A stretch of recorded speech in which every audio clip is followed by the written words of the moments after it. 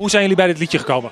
Ja, de tekstschrijver in Zaandam, hè, die heeft hem voor ons geschreven. En voor Erik dan, ja, Rob en, Rob en Bram, ja. En Bram Koning. Ja, oké. En dan waren we in de studio. De eerste keer dat ik dat meemaakte, ja, zing voor die microfoon. Maar ging best goed, ja, vond ik wel leuk, ja.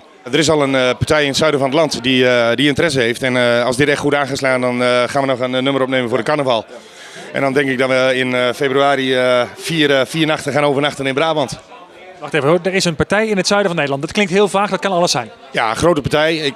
Ik ga geen namen noemen, want het is nog helemaal niet zeker, maar die is wel geïnteresseerd. En ja, die kan ons waarschijnlijk gewoon heel veel wegzetten met de carnaval in het zuiden van het land. Begroeten we ze ook wel eens met Hallo Jumbo? Hoe zeg je dat? Begroeten we die partij ook wel eens met Hallo Jumbo? Ik heb geen idee.